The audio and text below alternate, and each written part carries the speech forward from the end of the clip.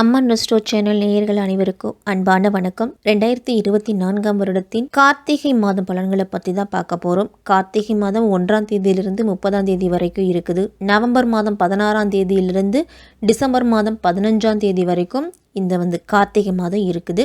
கார்த்திகை மாதத்தோட கிரக நிலைகளை முதல்ல நம்ம பார்த்துருவோம். ரிஷபத்தில் குரு பகவான் வக்ரம் பெற்று செஞ்சிருக்கிறாரு.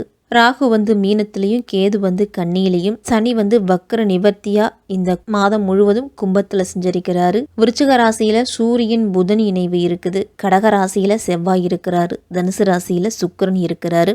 இந்த கார்த்திகை மாதத்தின் தொடக்கத்துல கிரகங்கள் எல்லாமே இப்படிதான் செஞ்சிருக்குது. நவ கிரகங்களின் தலைவனான சூரியன் விருச்சிக ராசியில பயணம் செய்யக்கூடிய மாதம்தான் இந்த கார்த்திகை மாதம். விருச்சிக ராசியில சூரியன் புதன் இணைஞ்சி புத ஆதித்ய யோகத்தை கொடுக்குது. ஒவ்வொரு மாதத்திலையும் கார்த்திகை நட்சத்திரம் அப்படிங்கிறது வரும். இருந்தாலும் இந்த கார்த்திகை மாதத்துல வரக்கூடிய கார்த்திகை நட்சத்திரத்துக்கு தனி சிறப்பு அப்படிங்கிறது உண்டு. ஏன்னா இந்த கார்த்திகை நட்சத்திரத்தை தான் நம்ம திருக்கார்த்திகை அப்படின்னு பெரிய திருவிழாவா கொண்டாடுறோம். திருக்கார்த்திகை என்ற முருகப்பெருமானுக்கு அபிஷேகத்துக்கு தேவையான பொருள்களை வாங்கி கொடுங்க.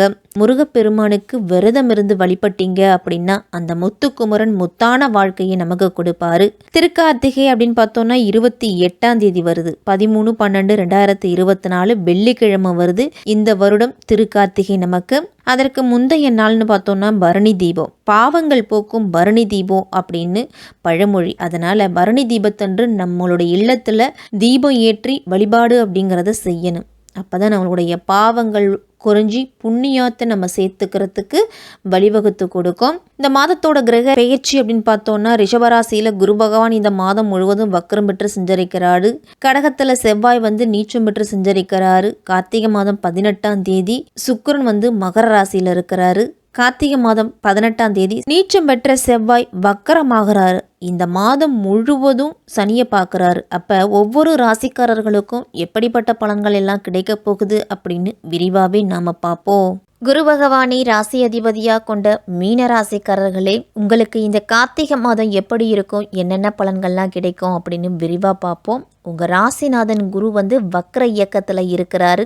சனி வக்ர நிவர்த்தியாகி பலம் பெற்று விரையச்சனியாக மீனராசிக்காரர்களுக்கெல்லாம் இருக்கிறாரு. அதனால் இந்த மாதத்தில் என்ன விஷயமா இருந்தாலும் திட்டமிட்டு நீங்கள் செலவு செய்யணும். எந்த காரியமாக இருந்தாலும் திட்டமிட்டு செய்தீங்க அப்படின்னா பிரச்சனைகள் அப்படிங்கிறது இருக்காது. 3ஆம் இடத்துல மறைஞ்சு உட்கார்ந்து இருக்கிறாரு உங்கள் ராசிநாதன் குரு பகவான். உங்கள் ராசியிலேயே ராகு உட்கார்ந்து இருக்கிறாரு. ராகு விஷத்தன்மை கொண்ட கிரகம்.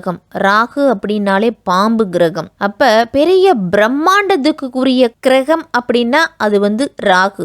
பிரம்மாண்டத்தை ஏற்படுத்துவாரு. பிரம்மாண்டமான ஆசையை வளர்த்து பின்னாடி உங்களுக்கு கெடுதலை கொடுப்பது ராகு மட்டும்தான். அப்ப தன்னுடைய ஆசைய கட்டுப்பாட்டுக்குள்ளேயே வச்சுக்கிறது தான் மீனராசிக்காரர்களுக்கெல்லாம் நல்லது. யாராவது ஒரு நண்பர் சொல்றோம், ஒரு 10 ரூபா கொடுத்தா 20 ரூபா வரும், இல்ல ஷேர் மார்க்கெட்ல நம்ம பணம் போடலாம் அப்படின்னு உங்களை ஆசையை வளர்த்து தூண்டி, உங்களுடைய ஆசையை தூண்டி விட்டு உங்களை அதுக்குள்ள இறக்கியும் விட்டு உங்களுடைய இழப்புகள் அப்படிங்கிறதுக்கு உறுதி செய்வாரு ராகு பகவான். அந்த மாதிரியான ஒரு சூழ்நிலையை மாட்டிக்கொள்ளாம இருக்கிறது தான் மீனராசிக்காரர்களுக்கு நல்லது.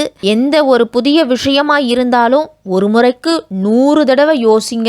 இது சரியா வருமா தப்பா வருமா அப்படின்னு யோசிச்சு நிதானத்தோடு முடிவெடுக்கணும் மீனராசிக்காரர்கள். தனம் சார்ந்த விஷயத்திலெல்லாம் ரொம்ப ரொம்ப கவனமாக இருக்கணும். பொருளாதாரத்துக்கு அதிபதியாக இருக்கக்கூடிய செவ்வாய் நீச்சத்தன்மையில தான் இருக்கிறாரு, நீச்சமாக இருக்கிறாரு இந்த மாதம் முழுவதுமே. உங்கள் ராசிக்கு 2ஆம் இடத்துக்கும் 9ஆம் இடத்துக்கும் அதிபதியான செவ்வாய் நீச்சம் பெறுவது உங்களுக்கு அவ்வளவு சிறப்பாக இருக்காது. பணத்தட்டுப்பாடு அப்படிங்கிறது அதிகரிக்கும். குடும்பத்திலையும் ஒரு சில பிரச்சனைகள் அப்படிங்கிறது வரும். பெற்றோர் வழியில் ஆதரவு குறையும். உங்களுக்கு பிறருக்காக பாடுபட்டதுக்கெல்லாம் பலன் அப்படிங்கிறது கிடைக்காது.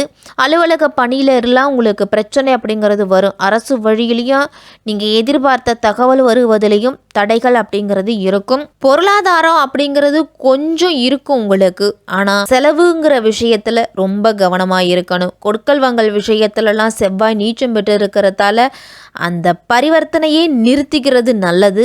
வக்கரம் பெற்ற சனியோட பார்வையும் இருக்குது. அப்போ தனம் வாக்கு குடும்பஸ்தானத்துலலாம் ரொம்ப கவனமாக இருக்கணும். பொருளாதாரத்தை கெடுப்பதற்கு ரெடியாக இருக்கிறாரு செவ்வாய். தனம் வாக்கு குடும்பஸ்தானத்தில் அவரோட பார்வை இருக்கிறதால அந்த இடம் எல்லாமே உங்களுக்கு சிறப்பாக இருக்காது. அதனால் ரொம்ப கவனமாக இருக்கணும். 3 விஷயத்தில் ஷேர் மார்க்கெட்டெல்லாம் இந்த மாதத்தில் வேண்டாம். தேவையில்லாத பிரச்சனை, தேவையில்லாத இடத்துல உங்களுடைய பேச்சையே குறைச்சிக்கிறது தான் நல்லது.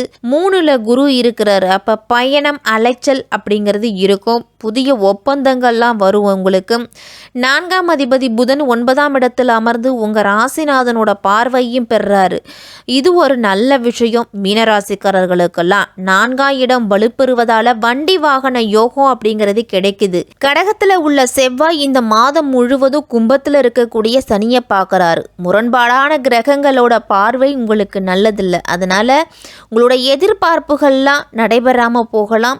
இல்லத்திலையும் சரி, குடும்பத்தில் வீண் விரயங்கள் அப்படிங்கிறது அதிகரிக்கும். பிள்ளைகளாலும் பிரச்சனை, பிறராலும் பிரச்சனை அப்படிங்கிற நிலை அப்படிங்கிறது வரும். உள்ளத்தில் மகிழ்ச்சி அப்படிங்கிறது குறையும் உங்களுக்கு இந்த மாதம். உத்தியோகத்தில் இருக்கிறவங்கலாம் விலகும் சூழ்நிலை கூட வரும். உத்தியோகத்தை விட்டுட்டு சுயதொழில் தொடங்கலாமா, இல்லை வேற வேலைக்கு முயற்சி செய்யலாமா அப்படிங்கிற எண்ணம் அதிகரிக்கும் மீனராசிக்காரர்களுக்கெல்லாம். ரிஷபராசியில குரு பகவான் இந்த மாதம் முழுவதும் வக்ரம் பெற்று செஞ்சரிக்கிறார். ராசிக்கு அதிபதியான குரு பகவான் வக்ரம் பெறுவதால முதல்ல ஆரோக்கிய தொல்லை அப்படிங்கிறது அதிகரிக்கும். பண நெருக்கடி அப்படிங்கிறது தோன்றும். தொழிலெல்லாம் நீங்க எதிர்பார்த்தது ஒன்றும் நடந்தது ஒன்றுமா இருக்கும்.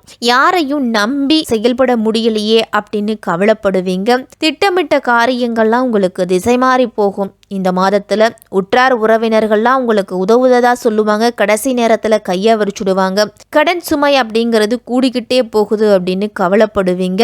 மகர ராசிக்கு சுக்கிரன் போறாரு. உங்க ராசிக்கு லாபஸ்தானத்தில் இருக்கக்கூடிய சுக்கிரனால உங்களுக்கு நல்ல பலன் அப்படிங்கிறது கிடைக்க போகுது. குருவுக்கு சுக்கிரன் பகை கிரகம் அப்படிங்கிறதால சில காரியங்கள் தடைகள் அப்படின்னு வந்தாலும் காரியம் கடைசி நேரத்தில் கை கூடும். வாங்கி இடத்த கூட விற்கிறதுக்கு முன் வருவீங்க. ஆரோக்கியம் சார்ந்த விஷயத்தில் அதிக அக்கறை அப்படிங்கிறது எடுத்துக்கணும். மீனராசிக்காரர்கள் எல்லாருமே பொது வாழ்க்கையில் இருக்கிறவங்களுக்கெல்லாம் எதையும் துணிந்து செய்ய முடியாது. வியாபாரம் தொழில் செய்கிறவங்களுக்கெல்லாம் உழைப்புக்கு ஏற்ற பலன் அப்படிங்கிறது இந்த மாதத்தில் கிடைக்காது. உத்தியோகத்தில் இருக்கிறவங்களுக்கெல்லாம் மேலதிகாரிகளோட கெடுபிடி அதிகரிக்க போகுது. கலைஞர்களுக்கெல்லாம் புதிய முயற்சிகளில் வெற்றி அப்படிங்கிறது உண்டு. மாணவர்கள்லாம் படிப்பில் அதிக கவனம் அப்படிங்கிறது தேவைப்படும். பெண்கள்லாம் வீட்டில் இருக்கிறவர்களையும் சரி, உற்றார் உறவினர்களையும் அருகில் இருக்கிறவங்களையும் அனுசரித்து போக வேண்டிய மாதம்.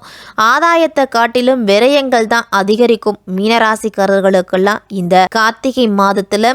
எனவே நிதானமாக செயல்படுங்க. மனக்குழப்பம் அதிகரிக்கும் பொழுது உங்களுடைய இஷ்ட தெய்வத்தை மனதில் வேண்டிக்கிறது ரொம்ப நல்லது. திங்கட்கிழமை தோறும் விரதம் இருந்து எம்பெருமானையும் பார்வதி தேவியையும் வழிபட்டுட்டு வாங்க. உங்களுக்கு நல்லது அப்படிங்கிறது அதிகம் நடக்கும். பக்கத்தில் இருக்கக்கூடிய விநாயகருக்கு அருகம்புல் கொஞ்சம் வச்சுட்டு ஒரு நெய் தீபத்தை ஏற்றிட்டு உங்களுடைய வேண்டுதலை அவர்கிட்ட சொல்லிட்டு வந்தீங்க அப்படின்னா உங்களுடைய கஷ்டங்கள் குறைந்து முன்னேற்றம் அப்படிங்கிறது அதிகரிக்கும். மனதில் தைரியமும் தன்னம்பிக்கையும் அதிகரிக்கும்.